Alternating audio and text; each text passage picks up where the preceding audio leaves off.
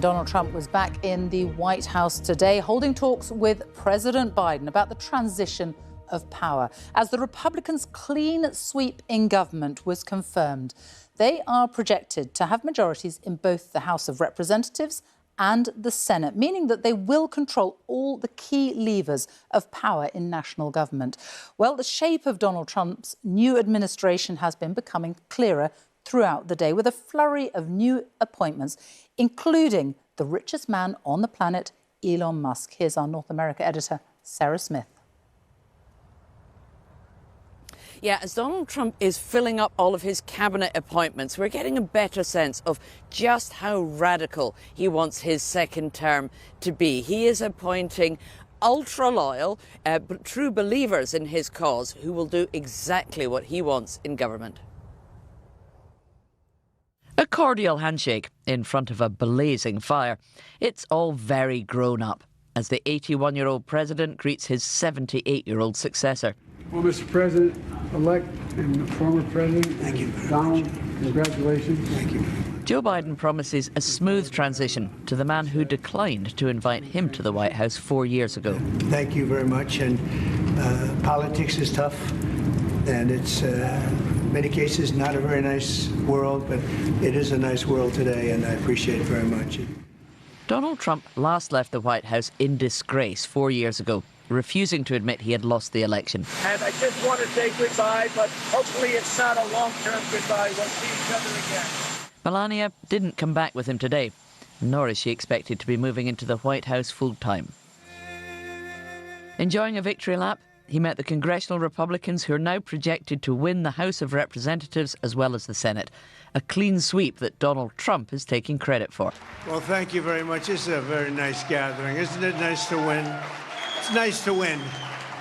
It's always nice to win. The full-blown bromance between Donald Trump and Elon Musk has landed him the job of radically slashing spending and dramatically reducing the size of the government. In charge of defence, a Fox News TV presenter who can't throw an axe. The drummer was lucky not to be seriously injured. The military establishment don't know what's about to hit them. Well, first of all, you got to fire, you got to fire the chairman of the Joint Chiefs, and you got to fire this. I mean, obviously, you're going to bring in a new Secretary of Defense, but any general that was involved, general, admiral, whatever that was involved in any of the DEI woke it's got to go. For his Secretary of State, Mr. Trump has picked an old foe, Senator Marco Rubio.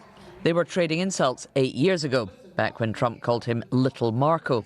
The guy with the worst spray tan in America is attacking me for putting on makeup. Donald Trump likes to sue people. He should sue whoever did that to his face with that.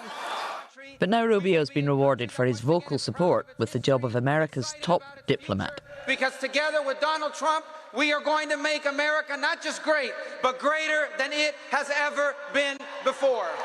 Thank you. Well, I'm honored to be here with my colleagues from the As Attorney General, ultra-MAGA Representative Matt Gaetz can drop all federal charges against Donald Trump and lead investigations into political opponents. Donald John Trump. He'll be in charge of a Justice Department who investigated him for child sex trafficking, but did not bring criminal charges. Donald Trump is planning a total takeover of the White House, making sweeping changes on every front, and is bringing with him the people he believes will make that happen. Sarah Smith, BBC News, Washington. Well, with more on those key appointments and what they might mean in the new administration, here is Ben Chu.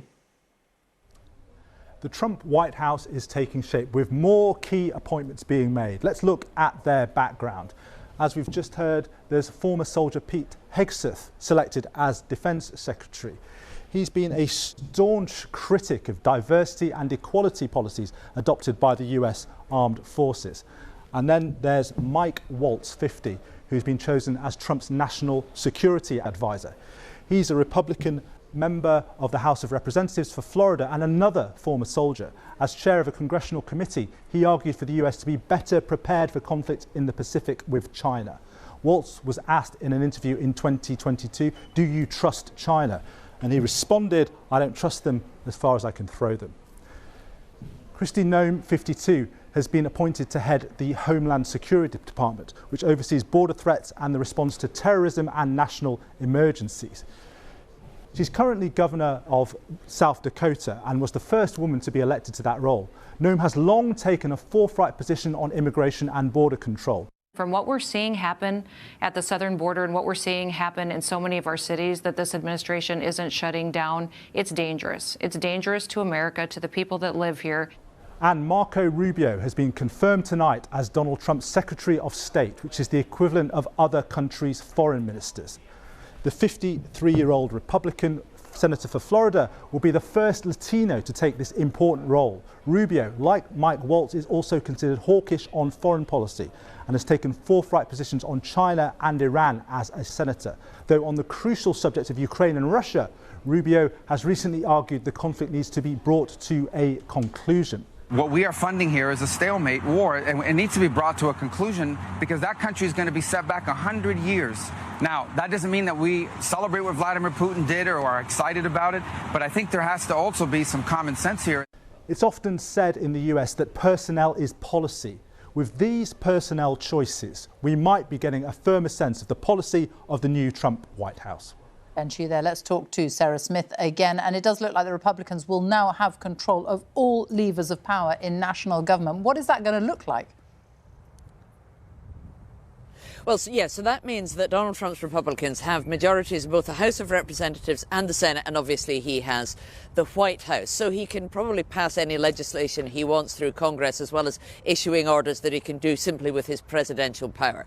But let's look at some of the unorthodox, shall we say, choices he's been making for some of these appointments. He's given them very radical briefs, but that doesn't mean they'll necessarily be able to get the jobs done, because he does still need to get some of them confirmed through Congress, and the majority he has in the Senate is very narrow, so it's not guaranteed that some of these more controversial picks will get confirmed. Donald Trump has said that what he wants the Senate to do is to declare a recess so that he can sidestep all of the normal confirmation processes, but it's not yet clear that Donald Trump can do absolutely anything he wants and ignore all the normal rules or even the Constitution when it comes to that.